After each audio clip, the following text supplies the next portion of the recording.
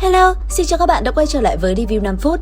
Ở phần trước, chúng ta đã biết được Ly Châu Động Thiên bị phá toái, Tề Tịnh Xuân đã gánh thiên kiếp cho 6.000 người dân trong trấn nhỏ và hy sinh. Các đứa trẻ ở Ly Châu Động Thiên phải rời khỏi nơi an toàn mà mình đã quen thuộc. Đối với người xem, đây mới thực sự là kết thúc của Tân Thủ Thôn, mở ra một con đường dài đằng đẵng để Trầm Bình An nối lại Trường Sinh Cầu. Cậu như một tấm gương, người xấu nhìn vào sẽ thấy cậu là người xấu, người tốt lại thấy cậu là người tốt. Cuộc sống khó khăn từ nhỏ đã giúp cậu trưởng thành hơn rất nhiều so với bạn bè cùng trang lứa. Nhưng dù sao, cậu cũng chỉ là một thiếu niên 14-15 tuổi, vẫn còn ngập tràn tò mò, khát vọng và ước mơ về thế giới bên ngoài.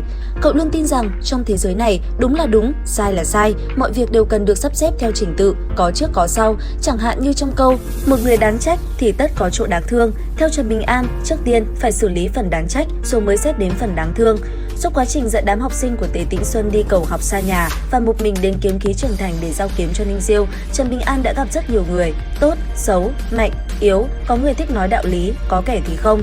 Cậu gặp cha con Chu Hà và Chu Lộc, trong khi Chu Hà quý mến Trần Bình An thì con gái Chu Lộc lại khinh thường và thậm chí muốn hãm hại cậu. Cậu gặp A Lương, một kiếm khách luôn nói thật nhưng không ai tin, gặp tiên nhân Ngụy Bách, cả đời chỉ yêu một người con gái đã mất đi, gặp Ngụy Tấn, người chung tình với một cô gái không bao giờ yêu mình, tên là Hạ Tiểu Lương. Gặp võ phu Thôi Thành, 10 cảnh đỉnh phong, thần trí không ổn định lúc tỉnh lúc điên, ông đã dạy quyền cho cậu bằng cách cho ăn đấm, cậu bị đấm cho đau quá nên nghiện luôn cả rượu. Cậu cũng gặp một vị nữ quỷ hết lòng chung tình với thư sinh nghèo nhưng bị lừa dối và từ đó căm hận thế giới này. Cậu gặp sư phụ Văn Thánh, người nổi tiếng với câu nói nhân chi sơ tính bản ác.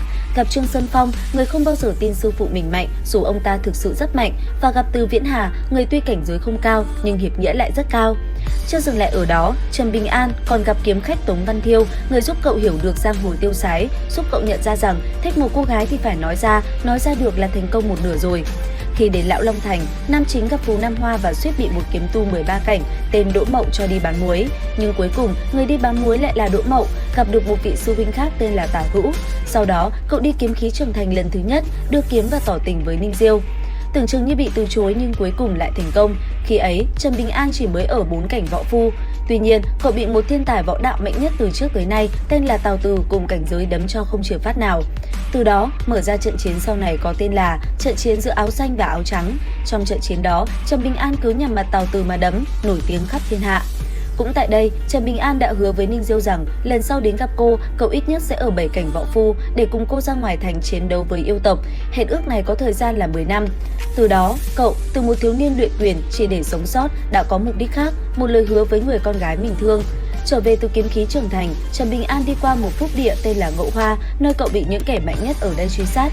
Điều này bắt nguồn từ một vụ cá cược giữa ông trời già ở Ngậu Hoa và sư phụ cậu là Văn Thánh, dẫn đến ông trời già ra quy định ai làm thịt được cậu sẽ có thể phi thăng ra thế giới bên ngoài, nhận được cơ duyên.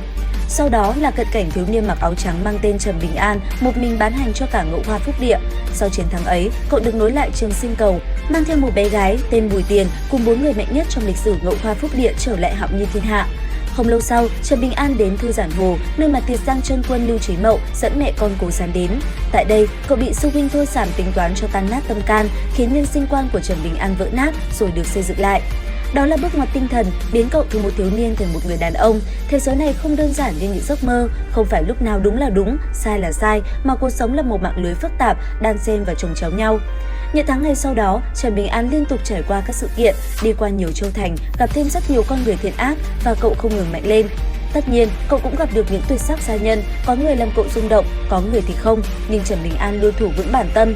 Cậu đã từng thề rằng có thể đời này cậu sẽ không chỉ thích một người, nhưng tuyệt đối không bao giờ thích 2 người cùng một lúc, mà cậu cả đời này lại chỉ thích một nữ nhân tên là Ninh Diêu. Trong quá trình trưởng thành của mình, cậu dần dần nhận ra những âm mưu được chôn sâu ở Ly Châu Động Thiên, thân phận của những kẻ đã hãm hại cha cậu, nguyên nhân khiến Tề Tịnh Xuân phải bỏ mình. Những hiểm nguy cậu phải đối mặt từ nhỏ đã quyết định cuộc đời sau này của cậu sẽ như thế nào. Bản mệnh xứ của cậu giờ rơi vào tay ai, và ở Ly Châu Động Thiên, cậu cũng có cho mình một vài ngọn núi, lập nên một tông môn tên là Lạc Phách Sơn, nơi mà cậu coi là nhà. Ở đây có những người luôn mong ngóng cậu trở về từng ngày, những người mà cậu có thể yên tâm giao trọng trách. Đây cũng chính là nơi sau này sẽ trở thành một trong những tông môn mạnh nhất hạo nhiên thiên hạ, sẽ cùng cậu đối đầu với Bạch Ngọc Kinh của Thanh Minh thiên hạ. Lần thứ 2 đến kiếm khí trưởng thành, Trần Bình An đã hoàn thành lời hứa với Ninh Diêu. Khi ấy, cậu đã đạt đến 8 cảnh võ phu và trong 5 cảnh luyện khí sĩ. Ở kiếm khí trưởng thành có một tục lệ, người từ bên ngoài vào đây phải giao thủ với những người đồng trang lứa ở đây, không cần biết kết quả thắng thua, sau 3 trận mới có thể ở lại. Những thiên tài ở đây muốn lấy cái cớ này để thử thách Trần Bình An vì nghĩ cậu không xứng với Ninh Diêu.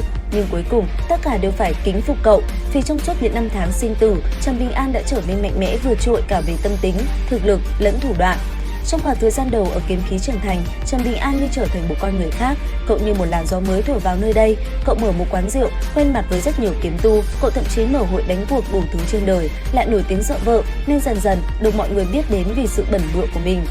Đồng thời, trong khoảng thời gian đó, Trần Bình An vẫn luôn tìm hiểu về con người, lịch sử và lối sống của người dân nơi đây. Trong một trận chiến của Kiếm Khí Trưởng Thành, ẩn quan Tiêu Tôn, một kiếm tu 13 cảnh đỉnh phong đã phản bội và làm trọng thương sư huynh tả hữu của Trần Bình An. Sau đó, cậu được lão đại kiếm tiên Trần Thanh Đô bổ nhiệm làm ẩn quan mới. Ban đầu, không ai tin tưởng cậu, nhưng theo thời gian, khả năng tính toán sắc bén của cậu dần lộ ra, khiến người ta kinh hãi.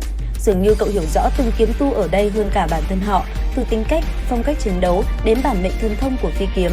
Cậu có thể điều khiển từng đội kiếm tu như cánh tay của mình, khiến một người chỉ có 8 cảnh như cậu có thể quyết định cách chiến đấu, tổ hợp đội hình của tất cả các kiếm tu. Cậu thậm chí có thể ra lệnh cho các vị kiếm tiên 11, 12, thậm chí là 13 cảnh. Không dừng lại ở đó, Trần Bình An còn đại diện cho lớp trẻ của Kiếm Khí Trưởng Thành, một mình đại chiến 5 đại thiên tài yêu tộc. Trong trận chiến này, cậu hạ gục một người, 4 người còn lại suýt chút nữa phải bỏ mạng. Thậm chí sau trận chiến, một nữ tử yêu tộc tuyệt sắc tên Lưu Bạch cũng thuộc nhóm 5 người đó đã yêu cậu sâu đậm.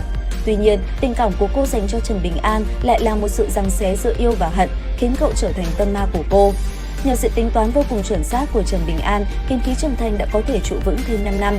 Nhưng cuối cùng, điều tất yếu vẫn xảy ra, Kiếm Khí Trưởng Thành thất thủ và gãy làm đôi. Kiếm tiên lão đại Trần Thanh Đô đã sử dụng một kiếm cuối cùng để đưa một nửa tường thành cùng lớp thiên tài trẻ tuổi kiếm tu bay về phía Ngũ Thải Thiên Hạ. Trong lúc này, Trần Bình An thay Ninh Diêu nhận trách nhiệm hợp đạo với nửa Kiếm Khí Trưởng Thành còn lại, với mục đích ngăn cản sự hợp đạo của Thác Nguyệt Sơn Đại Tổ với Man Hoang Thiên Hạ và làm lá cờ cho lớp trẻ kiếm tu tại đây hướng về để họ không quên nguồn gốc của mình. Trong quá trình này, Trần Bình An đã chịu sự tính kế của Chu Mật, chỉ cần cậu hơi lung lay, một chút sai sót nhỏ cũng có thể khiến cậu mất đi cơ duyên nửa cái một, sau đó bị Chu Mật ăn mất. Chu Mật tính kế Trần Bình An, trong khi sư huynh của Trần Bình An là Thôi Sảm lại dùng tình huống này để thử thách cậu. Đồng thời, tính kế Chu Mật, tính kế 36 tam tổ và cả một tòa Thanh Minh Thiên Hạ. Mục đích cuối cùng là để hướng đầu mâu về hai vị trưởng giáo đạo giáo là Sư Đẩu và Lục Trầm, những kẻ đứng sau sự bỏ mình của sư đệ ông Tề Tịnh Xuân. Điều này cho thấy Thôi Sảm hung ác đến nhường nào. Ông là kiểu người càng muốn đặt trọng trách lên ai thì càng muốn người đó phải khổ sở đến không thể tả, đặc biệt là với Trần Bình An. Đến lúc này, Trần Bình An đã đạt đến 10 cảnh võ phu và 11 cảnh luyện khí sĩ Ngọc Phát cảnh. Làm người ta tò mò hơn cả là Chu Mật thực sự là ai, liệu mưu đồ của hắn có thành công hay không? Hẹn các fan review 5 phút ở phần 4 của Tóm tắt Kiếm La nhé. Bây giờ thì xin chào và hẹn gặp lại.